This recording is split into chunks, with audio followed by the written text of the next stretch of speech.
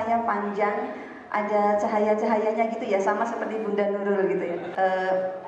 Kami dari Dinas Sosial P3A atau kekerasan, kemudian upaya pencegahan di kabupaten seperti apa, gitu nggih. Lalu membutuhkan di share aja nggih, di share. Kita nanti akan terkait dengan pembangunan perempuan dan anak di Indonesia. Pelayanan sosial, ada DTKS, KIS dengan kekerasan.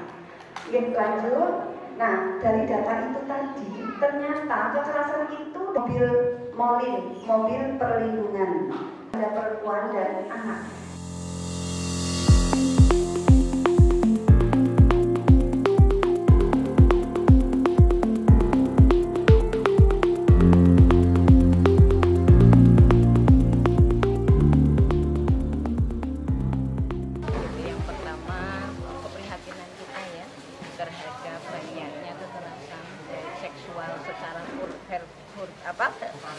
Verbal maupun non verbal, dari mulai nyunsewu pengumpatan kata-kata itu kan sudah termasuk salah satu kekerasan yang kemudian banyak sekali ternyata pondok pesantren juga menjadi salah satu tempat terjadinya kekerasan seksual. Ada banyak, sehingga dari keprihatinan itu kemudian pemerintah provinsi, pemerintah kabupaten saya yakin bersinergis untuk melakukan berbagai macam program. Satu di antaranya melakukan kegiatan yang berbasis gender. Tapi karena apa? Karena ternyata kekerasan itu bukan hanya pada perempuan dan anak saja, maka kita akhirnya generalis. Satu di antaranya kegiatan di Pondok Al Hasan.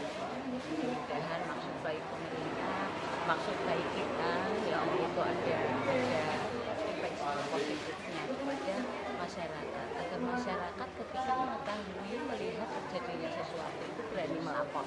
Intinya berani melapor agar tidak terjadi kasus kekerasan seperti di beberapa tempat. Kalau di Jawa Tengah sendiri angkanya setiap tahun meningkat atau? Meningkat. Bahkan Kabupaten Tuban ini juga ada peningkatan yang mengagetkan kita. Oleh karena itu keprihatinan kita ada beberapa masukan melalui baik dinas ya maupun perda provinsi.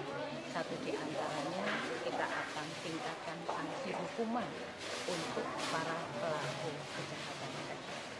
Ya, karena ternyata ketika data kita cek, kita kaji, banyak juga yang nggak mau melaporkan. Sehingga sekarang warga masyarakat dengan dibekali ini sudah mulai berani menyampaikan, kemudian melaporkan ke pihak baik yang berwenang maupun wajib. Mungkin upayanya bisa Komisi C. Kalau Komisi C memang bukan leading sektornya ya, itu ada di Komisi E. Tetapi kami di DPRD khususnya menjadikan ini program unggulan yang mudah-mudahan bisa kita jalankan setiap bulan, paling tidak satu tempat untuk kegiatan terkait dengan pencegahan. Ya, untuk kekerasan tersebut pemerintah Kabupaten Kebumen sangat care ya. Kita melakukan pelayanan kepada para korban-korban kekerasan meskipun sebetulnya kita tidak ingin itu terjadi, tapi ketika terjadi Pemkab siap melayani dengan upaya-upaya untuk mulai dari mencegah kemudian sampai kepada mengobati dan bahkan pendampingan terhadap korban kekerasan perempuan dan anak. Nah, untuk layanan ini kita buka di Dinsos P3A Kabupaten Kebumen. Semua masyarakat bisa mengakses dan bisa menghubungi kami ketika terjadi kekerasan yang melanda di keluarganya. Silahkan hubungi, jangan takut, kami akan dampingi, bahkan sampai ke proses hukum pun ini juga kita bantu, kemudian biaya-biaya yang lain juga kita bantu. Ya, dari Januari sampai dengan Mei ini terkait dengan dispensasi kawin ya, karena sekarang kan dari Pengadilan Agama mensyaratkan kita untuk memberikan pengantar dan ada asesmen dulu terhadap anak-anak yang kawin bocah gitu istilahnya ya. Padahal Jo kawin bocah. Jo kawin bocah programnya Pak Gubernur loh ini.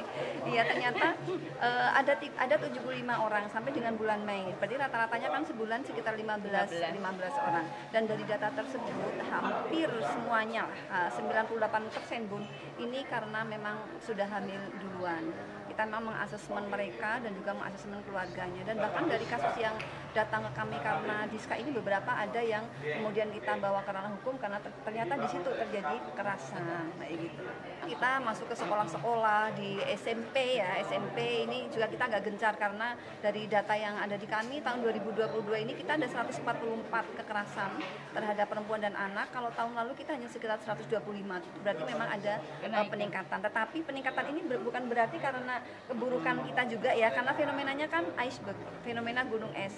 membuktikan bahwa sebetulnya masyarakat sudah berani melapor, sudah mulai mempercayai pemerintah dan bisa melaporkan untuk mendapatkan layanan-layanannya. Sisi baiknya seperti itu.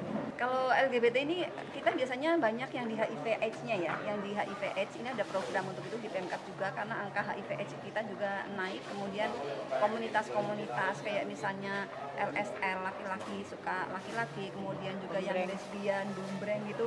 Ini kan kita cukup banyak juga dan ini terus kita dekati agar mereka itu mereka itu tidak menularkan ya penyakitnya, tidak menyertakan penyakitnya, dan juga kita terus advokasi mereka sebetulnya bagaimana agar tidak melakukan hal-hal yang beresiko, yang tidak wajar. Dan ini juga kita lakukan kepada orang tua juga Bunda, jadi orang tuanya, lingkungannya untuk bersama-sama menyelesaikan masalah ini karena kita tidak bisa bergerak sendiri tentu, harus dengan masyarakat dan semua elemen yang ada di masyarakat.